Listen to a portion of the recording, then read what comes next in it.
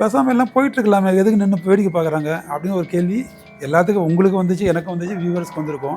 அதுக்கு முருகதாஸ் சார், உங்கள் கையில் 50 கோடி ரூபாய் இருக்குது, நீங்கள் போய் காசு கொடுத்தா உங்களுக்கு கொடுக்க மாட்டாங்க.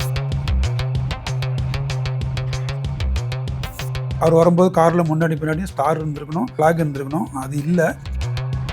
உள்ளேருந்து ஜெயிலர் கேட்பார், சூப்பர்டென்ட் பர்மிஷன் வாங்கிட்டு வந்திருக்காரு அப்படின்னு கேட்பாரு. இந்த மாதிரி கூத்தெல்லாம் எங்கேயும் நடக்காது. இது இல்லாமல் டிப்பிக்கல் ரஜினி ஷாட்னு ஒன்று இருக்கும், அது நம்ம சொல்ல தெரியாது. அந்த சீனை காட்டுறோம் பாருங்கள்.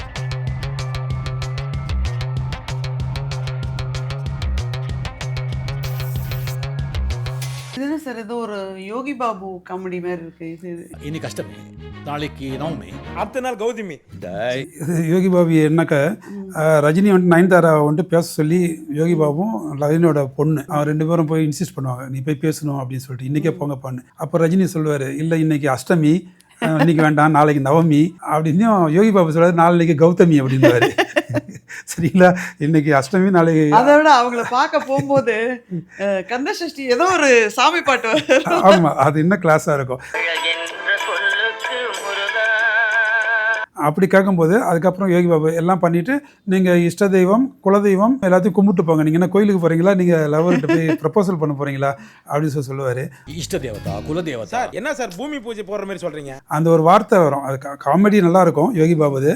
அது பார்த்தீங்கன்னாக்கா, ஆமாம் இன்னைக்கு அஷ்டமி, நாளைக்கு நவமி, நாளைக்கு கௌதமி அப்படின்னு சொல்லி அது நல்லாயிருக்கும். அது இஷ்ட தெய்வம் குலதெய்வத்தில் ஒரு சின்ன விஷயம் இருக்குது, அது வியூவர்ஸுக்கு சொல்கிறேன். என்னோட பண்டிட் ஒருத்தர் இருந்தார், ரீசெண்டாக வீட்டில் ஒரு ஃபங்க்ஷன் நடக்கும்போது சொன்னார், உங்கள் குலதெய்வம் இருக்குது பார்த்தீங்களா, குலதெய்வம் you can't change, by virtue of your birth. உங்கள் ஃபேமிலியில் எதில் பிறக்கீங்களோ நீங்கள் குலதெய்வம், அது உங்களுக்கு ஆகும். லேடிஸ்னாக்கா கல்யாணம் பண்ணிட்டு போனால் வீட்டுக்காரரோடது குலதெய்வம், யூ கான்ட் சேஞ்ச் இட். அது இல்லாமல் இஷ்ட தெய்வம், ஒவ்வொரு பீரியட் டைம் உங்களுக்கு ஒரு சாமி பிடிக்கும். உங்களுக்கு குலதெய்வம் வந்துட்டு வேறு ஏதாவது சிவன் கோயிலில் சிவனாக இருக்கும், ஆனால் உங்களுக்கு பெருமாள் பிடிக்கும், இஷ்ட தெய்வம் சொல்லிட்டு வருஷம் நீங்கள் இதுக்கு போவீங்க, திருப்பதிக்கு. இல்லை உங்களுக்கு ஐயப்பன் சாமி இருக்கும், மலைக்கு போவீங்க, அது உங்களுக்கு இஷ்ட தெய்வம். ஸோ இந்த குலதெய்வம் இஷ்ட தெய்வம் இல்லாமல் இன்னொன்று பார்த்தீங்கன்னாக்கா, நம்மளாம் தெய்வத்துக்கு பிடிக்கிற ஒரு தெய்வம் இருக்குது. சொல்கிறது புரியுதா உங்களுக்கு? ஒன்று குலதெய்வம், இன்னொன்று வந்துட்டு உங்களோட இஷ்ட தெய்வம், நீங்களாம் விரும்பி போகிற தெய்வம் ஒன்று. இது இல்லாமல் ஒரு சில தெய்வத்துக்கு உங்களை பிடிக்குமா, இதை கேள்விப்பட்டிருக்கீங்களா? இது கேள்விப்பட்டிருக்கேன். ஏன்னா நான் போக மாட்டேன் கோவிலுக்கு. அப்போ ஒரு ஃப்ரெண்டு சொன்னாங்க, ஆனா எனக்கு அந்த மாதிரி ஒரு ட்ரிப் நடந்திருக்கு, சொந்தக்காரங்களோடயோ ஏதோ ஒன்று. ஐ டோன்ட் மைண்ட், பட் நானே போக மாட்டேன். அப்போ சொன்னாங்க, மேடம் நீங்க அச்சுதன் மேடம், உங்களுக்கு அச்சுதன் மேடம், ஏன் அப்படி சொல்றீங்க அப்படின்னா, பெருமாளே உங்களை தேடி வரார் மேடம் அப்படிம்பாங்க. ஸோ அது மாதிரி மூணாவது ஒரு தெய்வம் இருக்குது, ஒன்று குலதெய்வம், ரெண்டாவது இஷ்ட தெய்வம். இது இல்லாமல் தெய்வத்துக்கு உங்களை பிடிக்கும், அந்த தெய்வம் இண்டிகேஷன் வரை கொடுக்குமா, உங்களுக்கு க்ளூ கொடுக்குமா, அப்பப்போ உங்களுக்கு ஒரு சைன் காட்டும், எனக்கு உன்னை பிடிக்குது, எனக்கு உன்னை பிடிக்குதுன்னு அப்பப்போ காட்டுமா. அதை நீங்கள் கரெக்டாக கண்டுபிடிச்சிட்டீங்கன்னாக்கா, இஷ்ட தெய்வம் இந்த தெய்வத்துக்கு நம்மளுக்கு பிடிக்குதுன்னு அந்த தெய்வத்தை நீங்கள் இஷ்ட தெய்வம் ஆக்கிட்டீங்கன்னாக்கா நீங்கள் ஓஹோன்னு போயிடுவீங்க. உங்கள் இஷ்ட தெய்வம் உங்களுக்கு கொண்டா உங்கள் எந்த தெய்வத்துக்கு பிடிக்குதுன்னு நீங்கள் கண்டுபிடிக்கணும். அது தெய்வம் க்ளூ கொடுக்குமா. இது எப்படின்னாக்கா, உங்களுக்கு ஹாபி என்ன ஹாபியோ அது உங்களுக்கு ப்ரொஃபஷனாக மாறிச்சுன்னா நீங்கள் எங்கேயே போயிடும் இல்லைங்களா. இளையராஜா சார் கூப்பிட்டு 4 ரெக்கார்டிங் இருக்குன்னா சந்தோஷமாக வருவார் இல்லையே. ஷாருக் கானையும் கமல்ஹாசனையும் இன்னும் 2 படம் நடிக்கணும்னா கரும்பு தின்ன கூலியா கரும்பு தின்ன, அது வந்துட்டு அவங்களோட ஹாபியாக அவங்களுக்கு ப்ரொஃபஷன் ஆச்சுன்னா they are reaching some peak. எந்த தெய்வத்துக்கு உங்களுக்கு பிடிக்குதோ அந்த தெய்வத்தை நீங்கள் இஷ்ட தெய்வமாக வச்சுக்கிட்டீங்கன்னா நீங்கள் you will reach your peak. அது வியூவர்ஸ்க்கு சொல்கிறேன். ஸோ வியூவர்ஸ் நீங்களும் உங்களுக்கு எந்த தெய்வத்துக்கு உங்களை பிடிக்குதுன்னு பாருங்கள். உங்கள் குலதெய்வம் உங்களுக்கு தெரியும். இது இல்லாமல் எந்த தெய்வத்துக்கு உங்களை பிடிக்குது அப்படின்னு அப்பப்போ வாழ்க்கையில் சின்ன ஹிண்ட் அந்த தெய்வம் கொடுக்கும். அந்த தெய்வத்துக்கு நம்மளை பிடிக்குதுன்னு நீங்கள் தெரிஞ்சுக்கிட்டீங்கன்னா அந்த தெய்வத்தை நீங்கள் இஷ்ட தெய்வம் ஆக்கிங்க. ரிவர்ஸ் பண்ணும்போது நீங்கள் உங்கள் லைஃப்பில் எங்கேயோ போயிடுவீங்க. இதை நான் சொல்லல, என் கூட இருந்த ஒரு மிகப்பெரிய பண்டிட், நல்ல உண்மையிலேயே ஒரு ஜென்யூனான பண்டிட், அவர் வாத்தியார்னு சொன்னால் கூப்பிடுவோம், அவர் எனக்கு சொன்னார். அதை நான் உங்களுக்கெல்லாம் சொல்லலாம்னு நினச்சி I take this opportunity to spread that news. இது எந்த சீன் சார்? அந்த பைக்கில் போயிட்டே சொல்கிறாங்க வில்லன் சுனில் ஷெட்டி, அந்த காலத்தில் ரொம்ப ஃபேமஸான அவர் வந்துட்டு சொல்லுவார், இனிமேட்டு போலீஸ் யாரெல்லாம் நம்ம ஆளுங்க சுடுறாங்களோ ஒரு ரேங்க் ஏற்ற மாதிரி காசு, கான்ஸ்டபிள் சுட்டா 5 லட்சம், ஹெட் கான்ஸ்டபிள் சுட்டா 10 லட்சம், எஸ்பி சுட்டா இவ்வளவு அப்படின்னு சொல்லுவார். அவங்க சுட்டுட்டு அவங்க ஷோல்டரில் இருக்கிற ஸ்டார் எடுத்துகிட்டு அவங்க நேம் பிளேட் எடுத்துகிட்டு வந்து காட்டணும்னா நான் காசு தருவேன், அட்வான்ஸாக கூட இவ்வளோ பணம் எடுத்துகிட்டு போங்கன்னு சொல்லுவார். அப்போ வந்துட்டு நீங்கள் எல்லாமே பார்த்தீங்கன்னாக்கா அந்த இருக்கிற அந்த வில்லனோட கூட்டத்தில் இருக்கிறவங்க எல்லா இடத்துலையும் போய்ட்டு ஒவ்வொரு போலீஸ்காராக சுடுவாங்க. லிஃப்ட்டில் போகிறேன்னு சொல்லுவாங்க, ரோட்டில் போகிற சொல்லுவாங்க, அது பிச்சை எடுத்துகிட்டு போவாங்க. அந்த மாதிரி இது ஒரு காரில் வரும்போது மோட்டார் சைக்கிளில் போகிறவங்க ஒருத்தன் அந்த ஆஃபீஸில் சுடுறான். அந்த கார் உத்து பாருங்க, கீழே எத்தனை ஸ்டார் இருக்குது? 3 ஸ்டார் இருக்குது. பார்த்தீங்களா, காரில் 3 ஸ்டார் இருக்குது. 3 ஸ்டார் காரில் இருக்கும் பட்சத்தில் கம்பல்சரியாக, நான் ஏற்கனவே உங்களுக்கு இதுக்கு முன்னே துப்பாக்கி படத்தில் சொல்லியிருக்கேன்னு நினைக்கிறேன், காரில் உங்களுக்கு 3 ஸ்டார் இருந்ததுன்னா அது அடிஷனல் டிஜி இல்லாட்டி டிஜி ரேங்க்.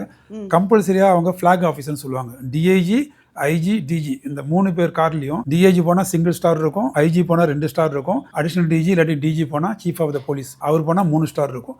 அப்படி கார்ல ஸ்டார் வைக்கும் பட்சத்துல மேல ஃபிளாகும் இருக்கும். ரஜினிக்கும் சுனில் ஷெட்டிக்கும் பயங்கரமா சண்டை நடக்குது. ஓகே, மக்கள்லாம் சுத்தி நிக்கிறாங்களே சார், யாரும் பயந்து ஓட மாட்டேங்கிறாங்களே.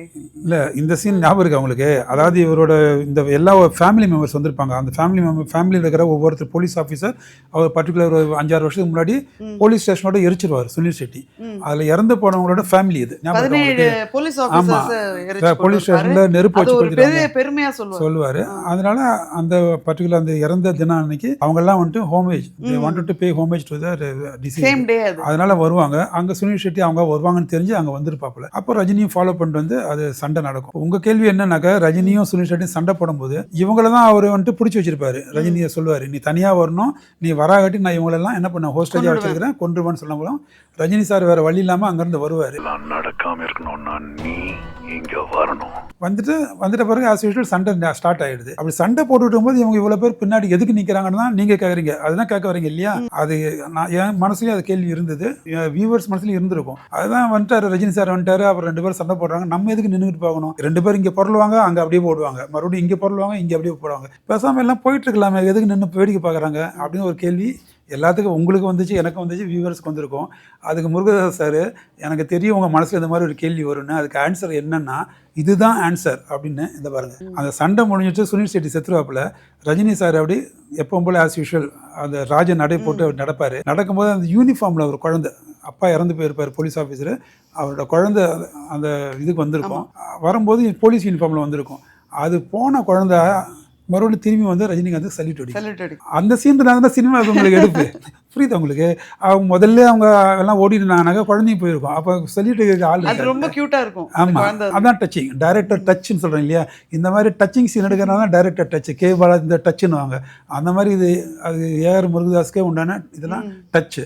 அந்த ஒரு சீனுக்காக அந்த ஜனங்களை ஓட விடாமல் அவர் நிற்க வச்சிருப்பாரு. அந்த சீனில் காட்டுவார், நம்ம திருப்பி காட்டுவார். ஃபைட் நடக்கும்போது பின்னாடி அவங்க இருக்கிற மாதிரியே காட்டுவார். அப்போ தான் அந்த குழந்தை வர்றதுக்கு ஒரு ஜஸ்டிஃபிகேஷன் இருக்கும். இல்லைன்னா திடீர்னு குழந்தை எங்கே இருந்து வந்துச்சு அப்படின்னு அதனால அதை காட்டுவார். மேடம் இதை பாருங்க, இது வரைக்கும் நீங்கள் தான் என்னை கேள்வி கேட்டுக்கிட்டு இருந்தீங்க. இப்போ இது உங்கள் சப்ஜெக்ட் வந்துச்சு, அதனால் உங்களை கேள்வி கேட்குறேன். இது ரஜினி சார் பார்த்தீங்கன்னா அந்த டெப்டி சீஃப் மினிஸ்டர் வீட்டுக்கு போவார், அவர்கிட்ட போய் இன்ஃபர்மேஷன் வாங்குறதுக்காக. அவர் பொண்ணை கடத்திட்டு போயிருப்பாங்க. அப்போ பார்த்தீங்கன்னா சைடில் யூனிஃபார்ம் போட்டு நிற்கிறாரு பாருங்க, அது கமாண்டோன்னு எழுதியிருக்கும், ஷோல்டரில் பார்த்தீங்கன்னா என்எஸ்ஜின்னு இருக்கும். ஸோ இந்த என்எஸ்ஜியில் நீங்கள் ட்ரைனிங் பண்ணிருக்கீங்க, எனக்கு தெரியும். நீங்கள் டெபுடேஷனில் இருந்திருக்கீங்க போலீஸில், என்எஸ்ஜியில் நீங்கள் ட்ரைனிங் கூட போயிருக்கீங்க. டெல்லியில் எங்கே இது குடுகாவும் மானேசரா?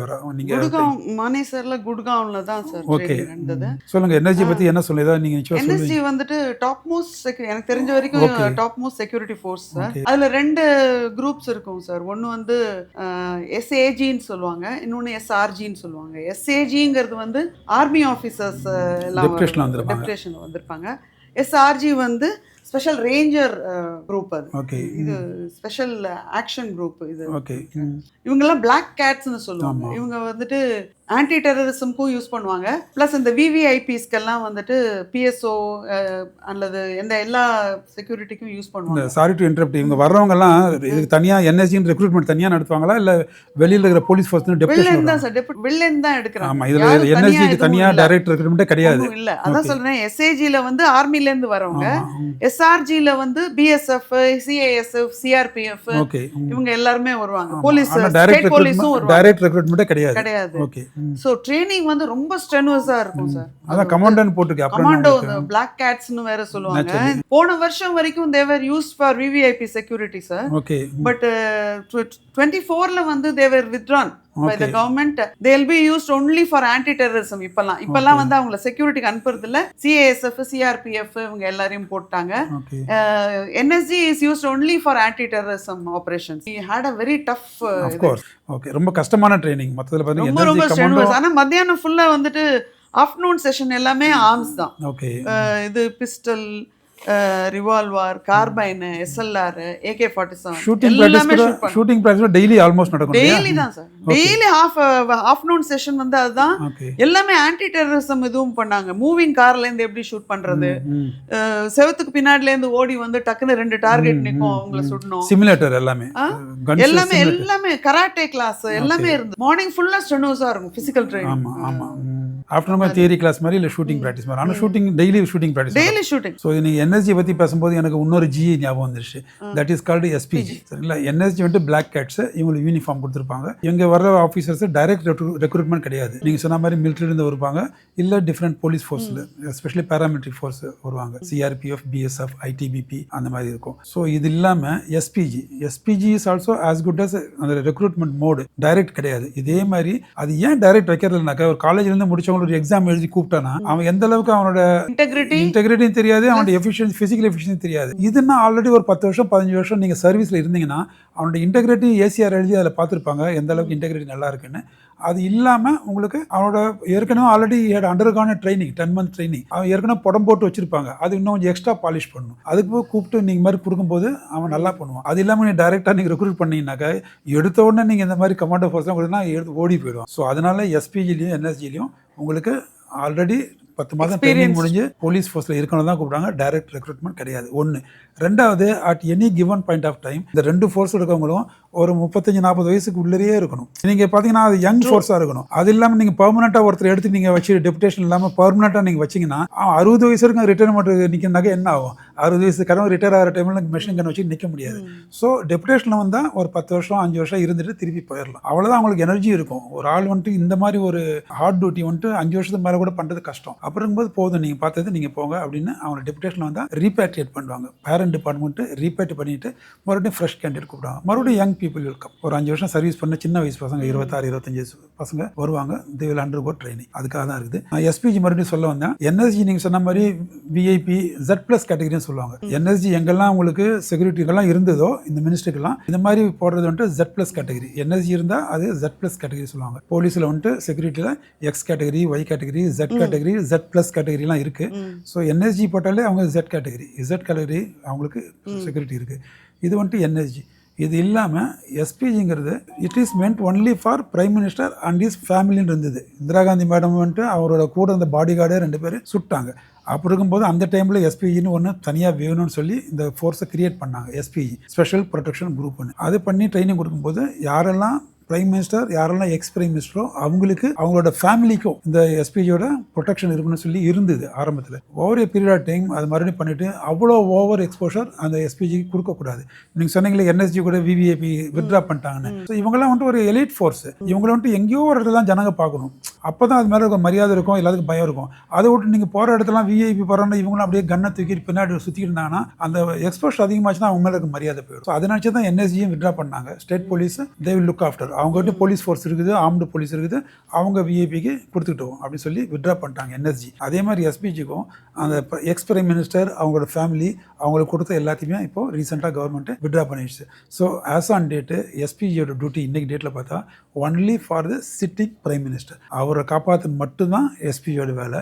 அதை தவிர எஸ்பிஜிக்கு வேறு எந்த வேலையும் கிடையாது. வேறு என்எஸ்ஜிக்கு பார்த்தீங்கன்னா நீங்கள் சொல்கிற மாதிரி ஒன்லி இந்த ஆன்டி டெரரிசம், எஸ்பெஷலி இப்போ வந்து ஃப்ளைட்டு யாராவது உங்களுக்கு ஹைஜாக் பண்ணாங்க, ஸ்கைஜாக் பண்ணான்னு சொல்லலை, அதை எடுக்கிறது, எங்கேயாவது ஹோஸ்டேஜ் வச்சு காஷ்மீர் மாதிரி இடத்துல ஹோஸ்டேஜை பிடிச்சி வச்சு 10 பேர் 100 பேர் அவங்க வச்சுக்கிட்டு இருக்கிறாங்க, ஏதாவது டிமாண்ட் பண்ணுறாங்கன்னா அங்கே போயிட்டு அவங்கள வந்துட்டு ஃபுல்லாக நியூட்ரலைஸ் பண்ணுறது. பெங்களூரில் ராஜீவ் காந்தி அக்யூஸ்ட் இருக்கும்போது கூட என்எஸ்ஜி அந்த கடைசியில் ஒத்தக்கன் சிவராசன் இது பண்ணும்போது என்எஸ்ஜியோட இதை வாங்கினாங்க.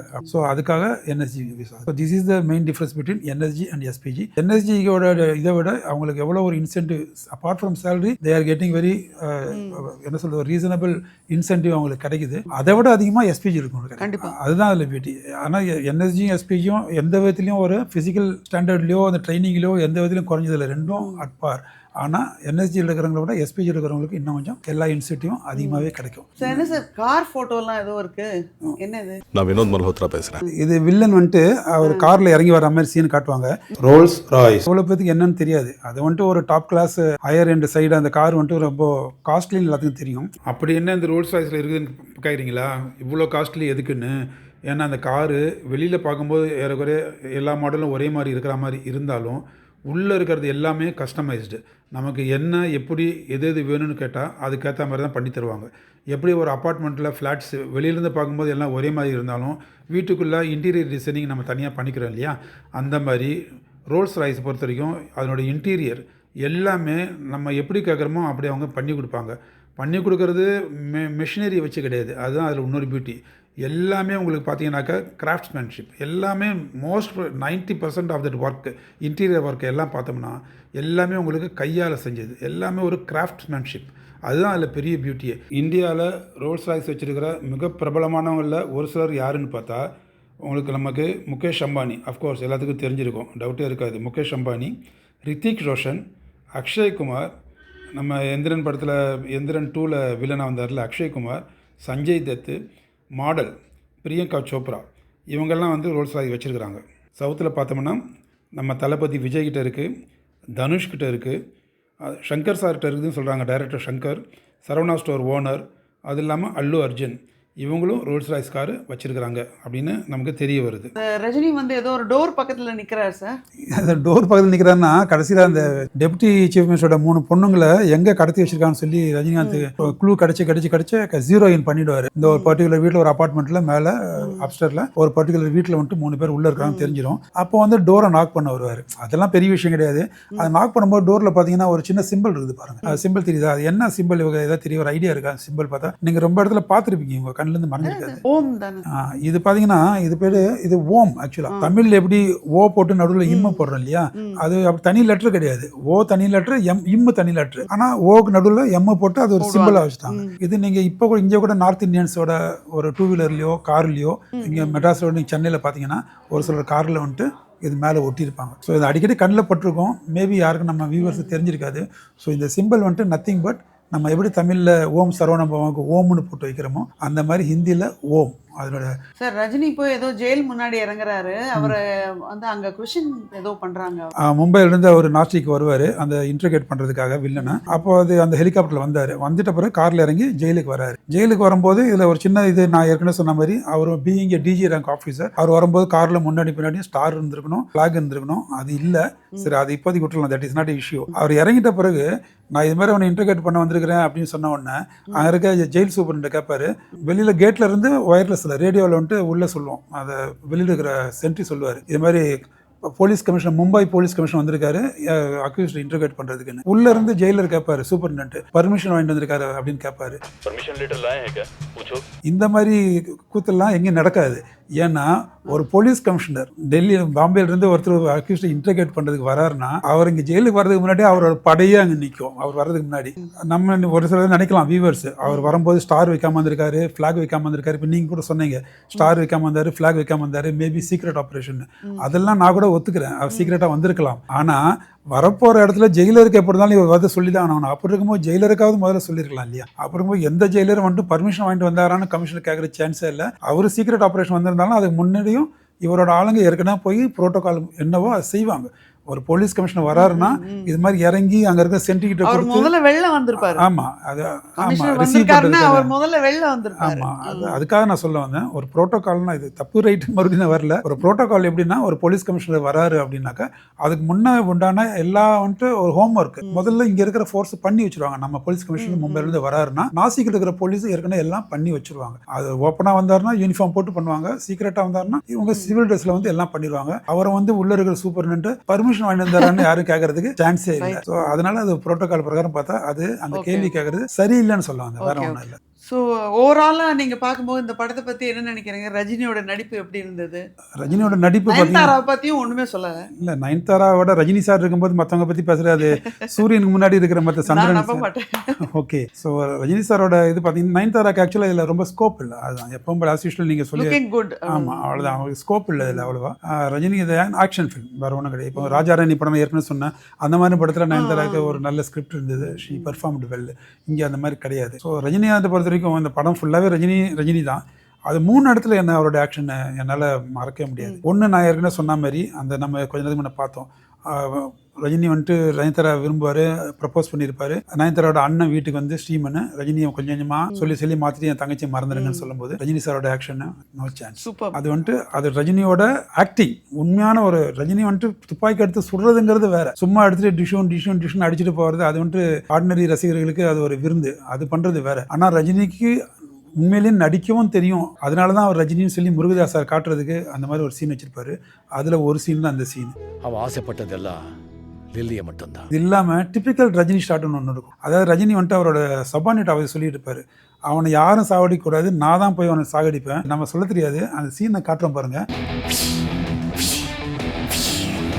அது பார்க்கும்போது டிப்பிக்கல் ரஜினி ஸ்டைலு, சான்ஸே கிடையாது. அதே மாதிரி ரஜினியோட கிளாசிக் டச்சு, அந்த ஒரு டைலாக், அது இது எப்படி இருக்குன்னு சொல்லுவாங்க ரஜினி. அந்த மாதிரி ரஜினி வந்துட்டு ஜெயிலில் வந்துட்டு அவனை இன்ட்ரகேட் பண்ணுறேன்னு வந்துவிட்டு அவன் சுற்றுவாப்புல ரஜினி, பொட்டுன்னு விழுந்துருவாப்புல. விழுந்த பிறகு ஒன்று ரஜினி அந்த துப்பாக்கி தூக்கி போட்டு சொல்லிடுங்க, இது மாதிரி ஆதித்ய அருணாச்சலம் வந்து இன்ட்ரகேட் பண்ணும்போது அவன் கொல்ல வந்தான், அதனால செல்ஃப் டிஃபென்ஸ்க்காக ஆதித்ய அருணாச்சலம் அவர் சுட்டுட்டாருன்னு ப்ரெஸ்ஸில் கொடுத்துருங்கன்னு சொல்லி துப்பாக்கியோட தூக்கி போட்டு அப்படி வருவார். ஆஃபீஸர்ஸ்க்கு ப்ரெஸ்க்கு சொல்லிடுங்க. அங்கே இருக்கிற ஜெயிலில் இருக்கவங்களாம் அவர் ஆச்சரியமாக பார்ப்பாங்க. அவர் ரஜினிகாந்த் சொல்லுவார், ஒரிஜினலாகவே நான் வில்லன்டா என்ன பார்க்குற, ஒரிஜினலாகவே நான் வில்லன் அப்படின்னு போவார். அது கிளாஸ், அது ரஜினி சொல்கிற ஸ்டைலு. என்ன அப்படி பார்க்குற, ஒரிஜினலாகவே நான் வில்லன் அப்படின்ட்டு போவார். அதுதான் ரஜினியோட டச். இது எப்படி இருக்கு? இந்த ஒரு 3 இடத்துல பார்த்தீங்கன்னா ரஜினி இது அது சான்ஸே கிடையாது. மற்றதெல்லாம் அஃப்கோர்ஸ் அது ரஜினி படத்தில் என்னென்ன வேணுமோ அந்த மசாலா எல்லாத்தையுமே முருகதாஸ் சார் நிறவி அதை ஒரு நல்ல கொடுத்துருக்குறாரு. அந்த அதுலேயும் ரஜினிக்கு நடிக்க தெரியும், வெறும் ஆக்ஷன் மட்டும் கிடையாது, அவருக்கு நடிக்க தெரியும்னு சொல்கிறதுக்கு நான் சொன்ன அந்த 1-2 சீனை சாட்சி. முருகதாஸ் இது முருகதாஸ். அந்த படத்துக்கு எதுவுமே நான் இது பார்த்த எந்த படமே அவர் நான் குறை சொல்ல முடியாது. அந்தளவுக்கு ஒரு கிளாஸ். பொண்ணு கேரக்டர், அந்த பொண்ணு அருமையான